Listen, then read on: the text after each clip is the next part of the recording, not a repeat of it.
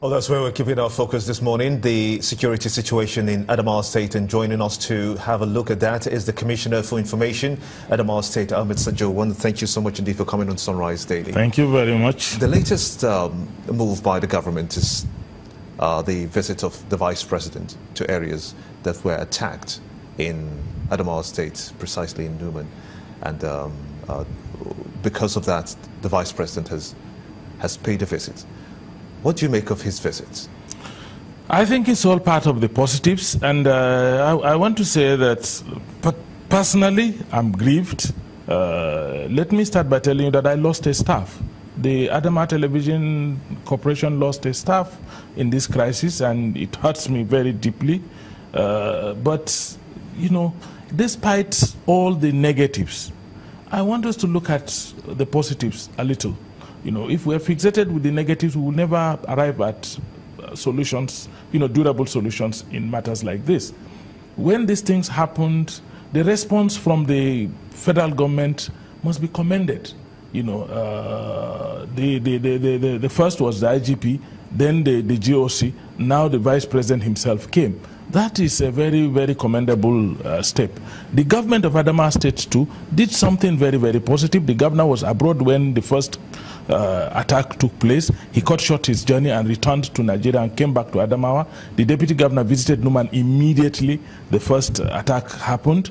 The security forces, the army, the Air Force, the police and the SSS also coordinated very well, and they provided both the soft and to some extent the hard approaches, to ensure that these things are contained. The prompt response to the crisis had resulted in this level of limiting what is happening. But the most important thing we need to do, all of us, and that is a collective responsibility, is to win over our people's confidence to believe that criminality is criminality. Nobody should be celebrated as a hero for killing another person. Just like the Vice President said, anybody who kills another person is a criminal. Pure and simple. And he said he wants a permanent solution to this crisis. And what do you think about what the Vice President wants when he talks about a permanent solution? Can we go around and get that kind of solution that he so desires? Yeah, we can, given the circumstances. So how do we go about that? Good. One is we must ensure that people are sensitized and mobilized to understand that we have very little options outside of living together in peace and developing confidence in each other. If we continue to view each other with suspicion, we continue to view each other with hatred, we will never have. That's what the Vice President says, that this thing is a long-term thing that has developed.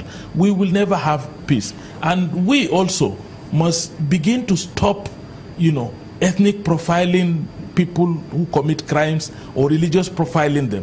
We must begin to look at them squarely as criminals. Then on the part of government, and this is government at all levels, all of us, we must begin to fish out criminals and punish them to the notice of the people who are victims of the crime.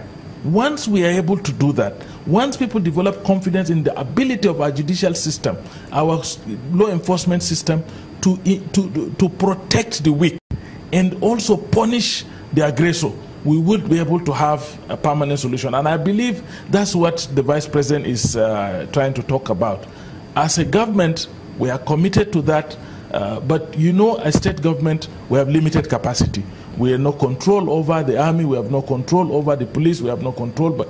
But happily for us in Adamawa State, we have an army, the service commanders that are very, very understanding and that are very committed, that are very patriotic. Okay. We have the Nigerian army that is working very hard to help us in spite of the challenge of fighting Boko Haram to restore peace. We have an Air Force that has always given us air surveillance and given us the air mapping of movements of miscreants. We have a police force that is working with us and we have an SSS that is working on the soft approach to security. Mr. Sajoh, yeah, when you talked about this, even based on what the Vice President said, this thing has been long standing. Yeah.